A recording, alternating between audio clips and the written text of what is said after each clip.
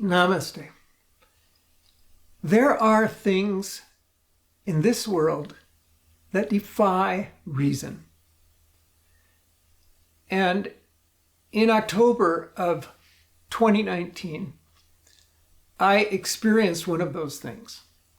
And it was one of the most fascinating experiences of my life.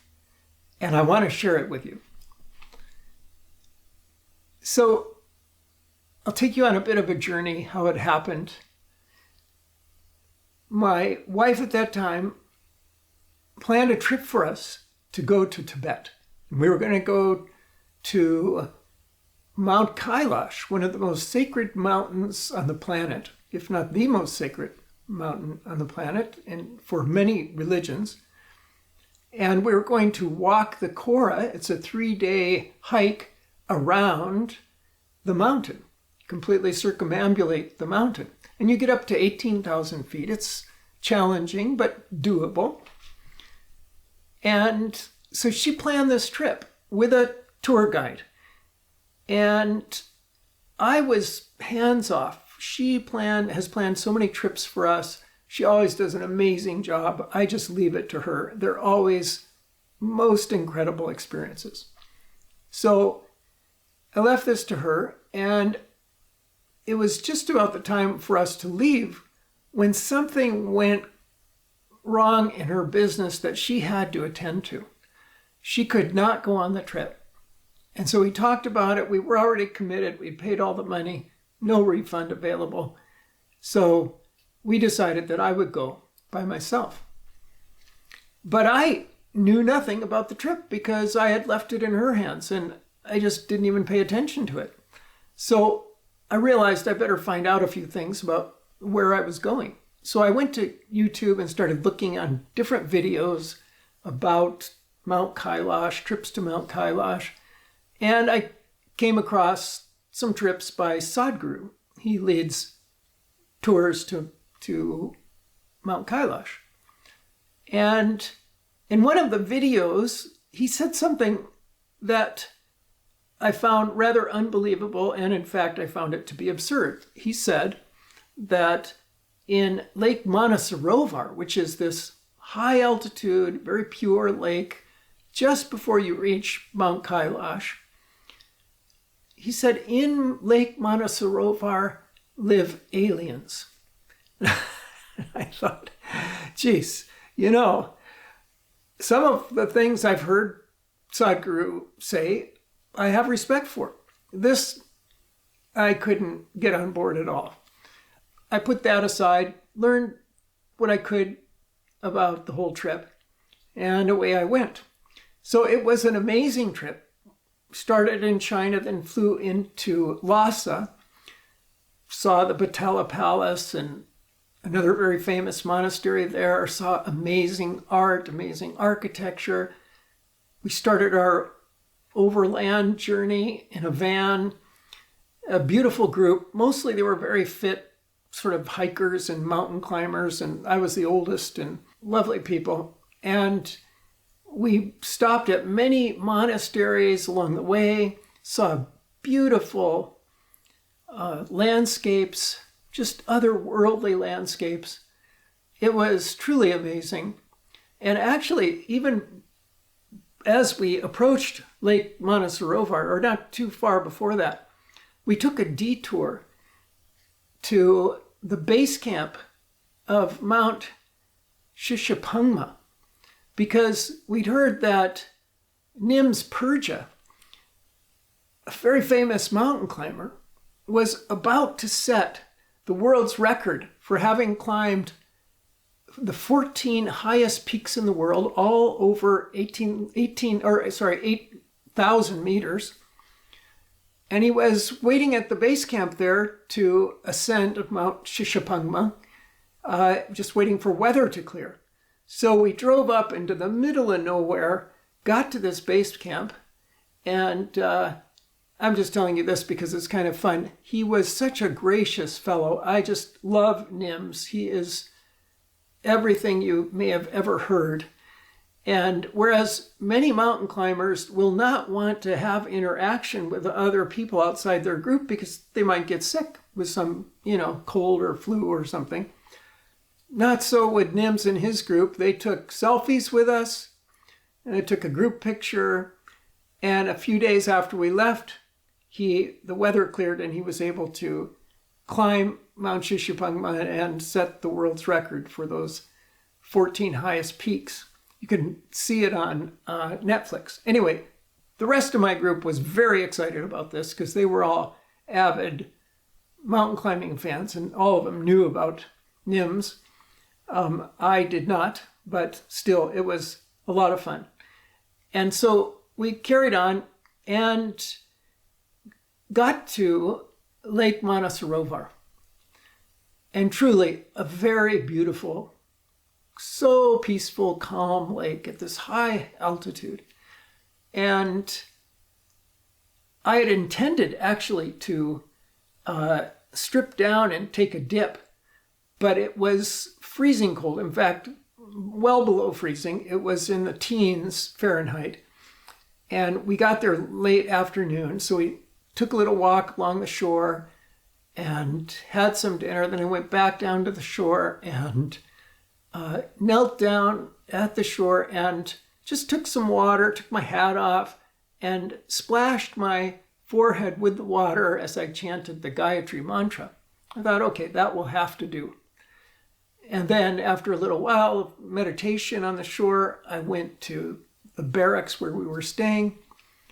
And before I went to bed, there was a Indian fellow who was a CEO of a high-tech company in Silicon Valley. And we had had numerous conversations. And I said to him, well, we're here, Lake Manasarovar. Do you know that Sadhguru says there's aliens in that lake? And we both chuckled and rolled our eyes. We both thought it was crazy. But anyway, went to bed. So that night, I had a dream. Now, I got to tell you before I tell you this dream, that the more you meditate, the more significant your dreams become. Now, I had meditated a good 100,000 plus hours by this point in my life. I've been meditating for, 50 years. Very dedicated. And my dreams have become quite amazing. Often visions or even visitations, like when my parents passed away, both of them came to me. Actually, just a month ago from now, I had a dream where my college best friend, who I hadn't seen in many years, came to me 2 nights in a row in a dream. And I thought, wow, what's going on? So I called his ex-wife, and sure enough, his memorial service was coming up in a few days. I had known that he had died about a month before that, but I knew nothing of his memorial service. Anyway, he came to me 2 nights in a row. I called the wife, and she told me, yes, the memorial service is happening. Can you come? And I went. So things like that happen. I've had many visitations of beings from other worlds, and now this is starting to sound kind of woo-woo. No, this is pretty solid, actually. I'm talking about devas, angelic beings, not aliens. For what it's worth. Maybe that sounds weird to some of the people listening to this. But in any case, so this night, I had a dream where I was standing at the shore where I had done that little ceremony. And as I stood there on the shore looking out at the lake, up swam 2 very large fish. They were maybe about 5 to 6 feet long and very, hefty fish. And they swam straight up to the shore, straight at me.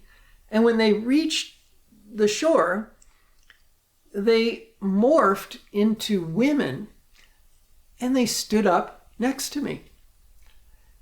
And they were absolutely vivid. Absolutely. As vivid as if two women were standing in front of me in real life. And I was awestruck, and I touched the cheek of one, and then I touched her shoulder, and she smiled at me. And she said, "How is it that everyone in your group is so beautiful?" And I thought for a minute, like, this really puzzled me, this question. I had no answer to this. So I couldn't answer her. And in the struggle to try to comprehend what she was talking about, I woke up. And what I realized in that moment was this was definitely more than a dream. It was more than a vision. This was a visitation by beings that actually do abide in that lake. And those beings, I knew, were the basis for all the legends throughout the centuries around the world of mermaids. These are the beings that is the basis of those legends. There's no doubt in my mind. This was real. It was not a dream. Or I should say, not just a dream. So that was an amazing experience. And then, of course, we continued on that way. We went to Mount Kailash and circumambulated it. And it was a wonderful, amazing experience. But I later noticed when I was looking at my photos, we had visited the highest monastery in the world at the base camp of Mount Everest on the Tibetan side. And I had meditated in the temple in that monastery one morning.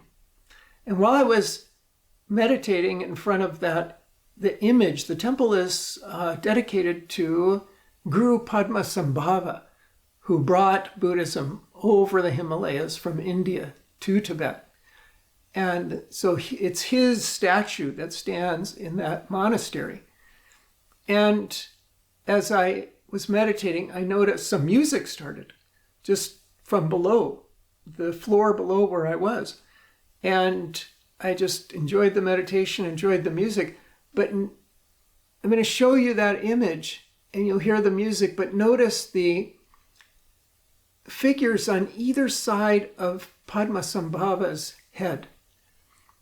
Those female forms with the lower body of what could look like fish, although they are actually snake lower bodies. These are nagas, another class of a similar type of being that is very commonly, thought of and pictured in art throughout India, Tibet, and many of these Asian countries in that region. So nagas, mermaids, similar idea. And they're artistically pictured this way as half human body and half snake or half fish. But actually, in my experience, that is simply representing the more actual experience, which is they occupy the form of a fish when they're in the water, and but they can come out in their fully female form. And one last thing I'll say is that Sadhguru describe them as aliens. Now, I want to qualify that. When I looked into her eyes, the eyes of these women, and I think I only looked into the eyes of one of them, there was certainly intelligence, obviously. But it wasn't human intelligence. It was foreign to me. It was a different kind of being with a different kind of intelligence. It was not human. It's like if you looked into, let's say, just as an example, your cat's eyes or your dog's eyes, they have intelligence, but it's not the same as yours. It's a different being. Or if you look into a whale's eyes, for instance. So not that the intelligence of these women, these creatures, were less than human. I'm not saying that. But it wasn't the same as human. So yes, you could say an alien intelligence.